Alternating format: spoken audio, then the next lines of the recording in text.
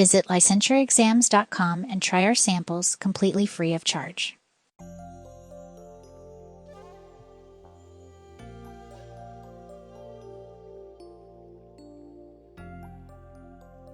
Welcome to our Licensure Exams podcast. I'm Dr. Linton Hutchinson, and I'm joined by my co-host, Stacy Frost. Today, as part of our Demystifying Disorders series, we'll be taking a closer look at adjustment disorder and all the different ways this disorder can manifest. Now, before we jump into the diagnostic criteria, which I just know you're itching to hear, I thought I'd share a fun little tidbit first. Linton, did you know that adjustment disorder was first described as transient situational personality disorder back in your day in the 50s when the DSM-1 was first published? I thought this might jingle some bells for you. Just how old do you think I am, Stacy? Linton, you're ageless and timeless. Oh, good recovery. Good recovery. Nice try. But for sure, back in the day when dinosaurs roamed the earth, we had to walk miles through the snow to get to school, adjustment disorder was considered a personality disorder, if you can believe it. But let's just fast forward to the present and start by reviewing the diagnostic criteria for adjustment disorder in the Gen Z generation, according to the DSM-5 TR. Stacy, can you give us an overview? Sure. Adjustment disorder is characterized by the development of emotional or behavioral symptoms in response to an identifiable stressor. You there? And what kind of stressors are we talking about, Stacy?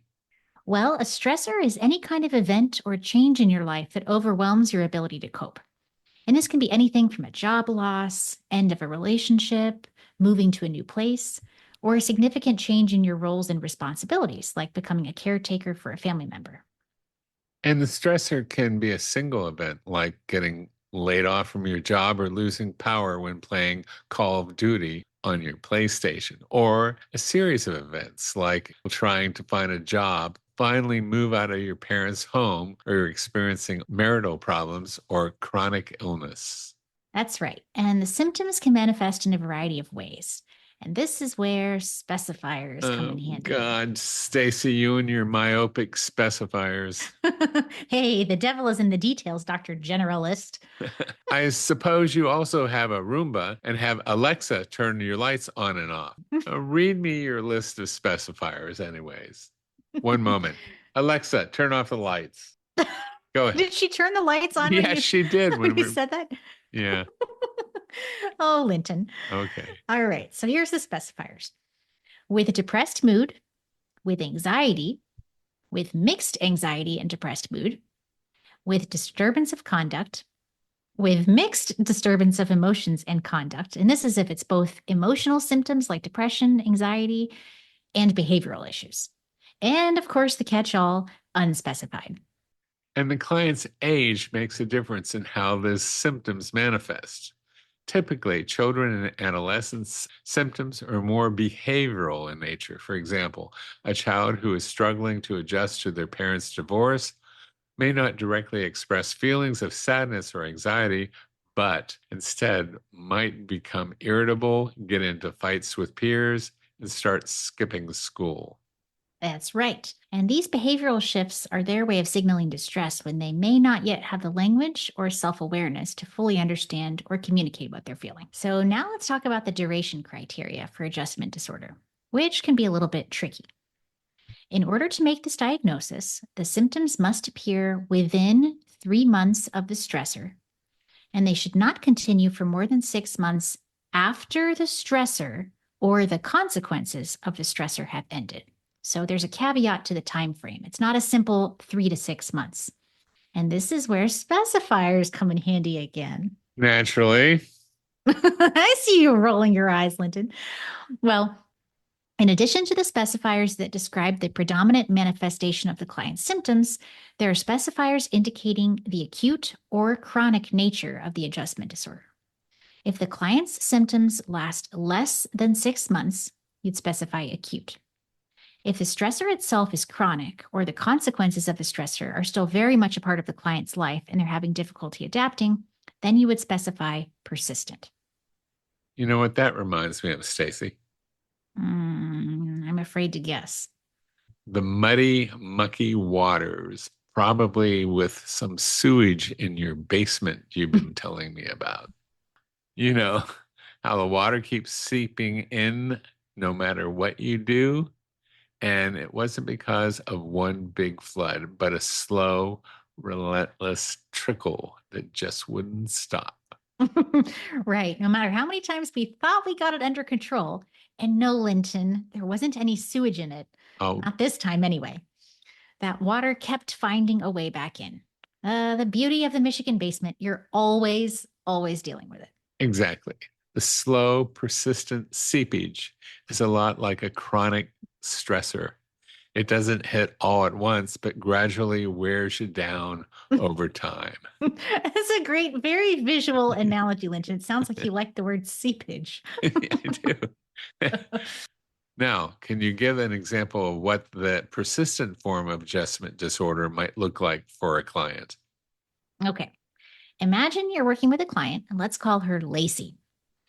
And she's been struggling for the past year since her marriage ended in a contentious divorce.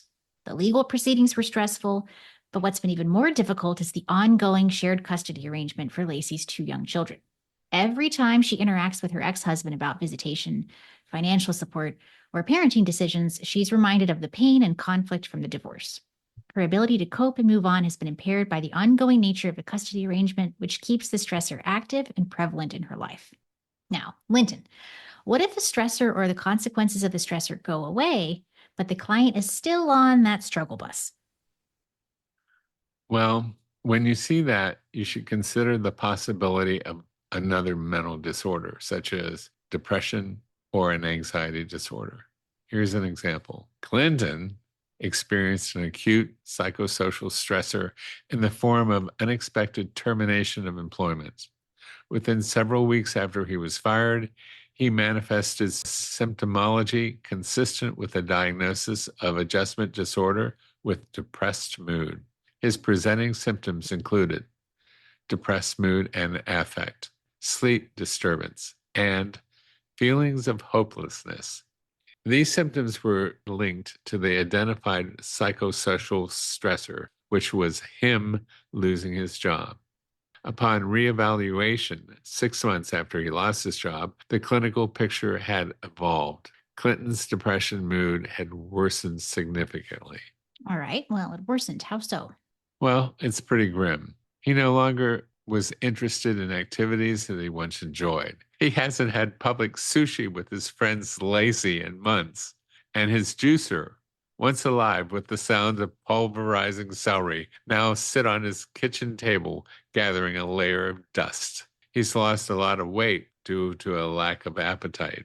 He expressed feelings of worthlessness and excessive guilt. What's the point of me looking for a job? I'm not good at anything. And my family is struggling financially because of me, and I've let them down. His self-esteem is taking a major blow, and he no longer believes in his ability to find a new job or turn things around. And he has recurrent thoughts of death. I've been thinking about how maybe things would be better for everyone if I just wasn't here anymore. Well, yeah, based on what you said there, it certainly does sound like Clinton's symptomology has evolved. So, doesn't he still have adjustment disorder? It sounds like his job's loss, the initial stressor, is still a problem for him. Well, part of the criteria for adjustment disorder is that the stress related symptoms do not meet the criteria for another mental disorder. And in Clinton's case, his symptomology has evolved. It's no longer adjustment disorder, depressed mood. Now he meets the criteria for a full blown major depressive disorder. Ah, very sneaky. Now let's move on to the differentials of adjustment disorder, other disorders that may present with similar symptoms. Sure thing. So, one important differential to consider is major depressive disorder. And this can look a lot like adjustment disorder with depressed mood. But as we've talked about with Clinton, if the client has symptoms that meet full criteria for major depressive disorder, even if it's in response to a stressor, then adjustment disorder is off the table. So he doesn't have both of them, just the one now. Is that right? Correct. Mhm. Okay. Then another differential to keep in mind is post-traumatic stress disorder. In PTSD, the stressor must be of an extreme nature, such as an exposure to actual or threatened death, serious injury, or sexual violence. With adjustment disorder, the stressor can be of any severity. An adjustment disorder can be diagnosed following exposure to a traumatic event when the client exhibits signs of acute stress disorder or PTSD, but the client doesn't meet the full criteria for either of those disorders. It's also important to look at the timing of the symptoms when differentiating between adjustment disorder from acute stress disorder and PTSD.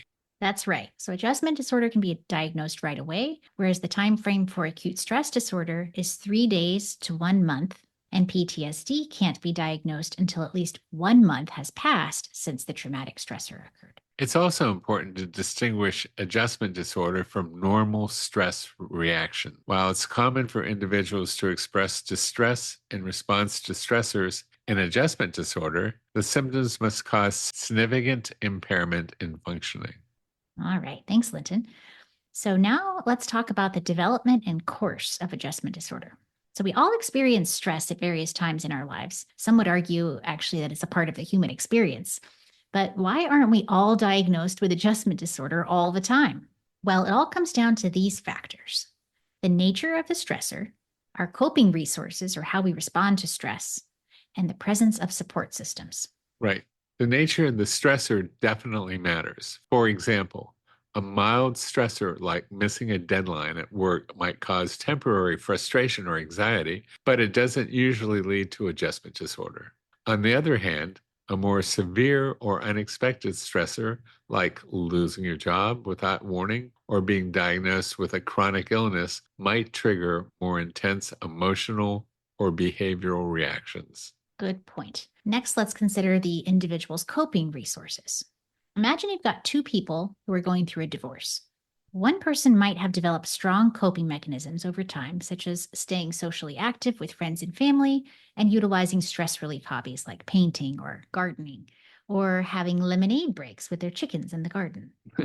How about taking a short drive to Publix to pick up some sushi from Kai? Well, that would work too, Linton. The point Okay. is that one person might experience significant stress from a divorce, but manage to cope effectively. And the other person who's going through a divorce might not have developed healthy coping mechanisms. Instead, they might isolate themselves, stop taking care of themselves, and rely on unhealthy coping strategies like excessive drinking or binge watching TV to escape their feelings. Without effective coping strategies, this person might go on to develop adjustment disorder. Absolutely. The last factor we'll talk about is the support systems. Let's take the example of a college student moving to a new city for school. If the student has a strong support system, including family, friends, and a network of fellow students, they might adjust more smoothly. However, if they lack this support system and feel isolated, the same situation could lead to a significant stress and difficulty in adjusting, increasing the risk of adjustment disorder. So, while stress is a universal part of life, the way that we experience and handle it varies greatly. When someone's coping resources are overwhelmed and they lack support, that's typically the precursor to adjustment disorder.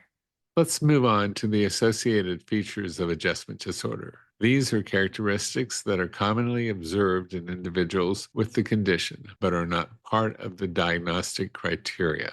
One common associated feature is a sense of helplessness or hopelessness. Individuals with adjustment disorder may feel overwhelmed by their current circumstances and struggle to see a way forward. Adjustment disorders are linked to an increased risk of suicide related behavior. Another associated feature is a preoccupation with the stressor. The individual may find it difficult to focus on other aspects of their life and may constantly ruminate on the stressful event or situation. If the client is in school or has a job, their academic or occupational performance may suffer. Individuals with adjustment disorder may also experience somatic symptoms, physical symptoms like headaches, stomach aches, or trouble sleeping. And these physical symptoms can further contribute to their distress and impairment in functioning, as you can imagine. It's also not uncommon for adjustment disorder to co-occur with other mental health conditions. Adjustment disorder frequently co occurs with anxiety disorders, such as generalized anxiety disorder and panic disorder.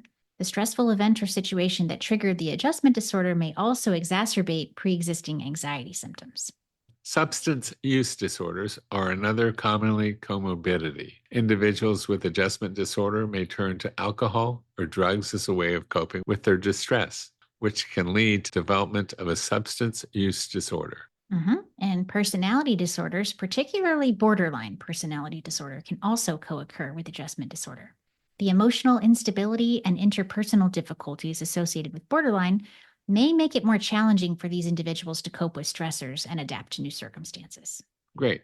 Now, let's review some of the evidence-based treatment interventions for adjustment disorder. Stacy, what are some of the most effective approaches? Well, the nature of the symptoms often dictates which specific interventions will be most effective. So, for example, if your client's predominant symptoms are anxiety, then relaxation training, mindfulness based stress reduction, and mindfulness based cognitive therapy tend to be the most helpful.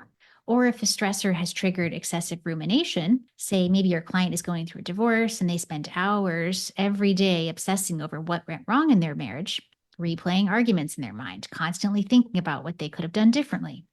Well, this relentless focus on negative thoughts and past events not only exacerbates their stress, but also prevents them from moving forward. And with this type of presentation, rational emotive behavior therapy and acceptance based therapies like acceptance and commitment therapy and dialectical behavior therapy would be appropriate. Regardless of the specific interventions used, the primary goals are to help the client develop problem-solving skills, to minimize or eliminate the stressor when possible, to enhance their coping mechanisms, and to modify the response if the stressor cannot be removed. All right, as we wrap up our podcast, let's summarize the key takeaways for our listeners. First, adjustment disorder is a condition characterized by the development of emotional or behavioral symptoms in response to an identified stressor. These symptoms must emerge within 3 months of the onset of the stressor and cause significant impairment in functioning. Adjustment disorder can be acute or chronic, depending on how long the symptoms persist. Symptoms can also manifest in a variety of ways, including depression, anxiety, and behavioral issues.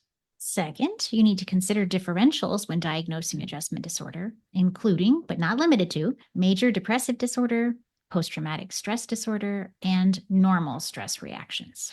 Third, treatment interventions for adjustment disorder depend on the nature of the client's symptom. For example, if the client presents with anxiety, consider using interventions like relaxation training and mindfulness-based cognitive therapy. And finally, the client's existing resources and coping mechanisms will form the basis of treatment. As a therapist, you should utilize a strengths-based approach and focus on enhancing the client's current strengths and assisting them in developing new coping skills if needed.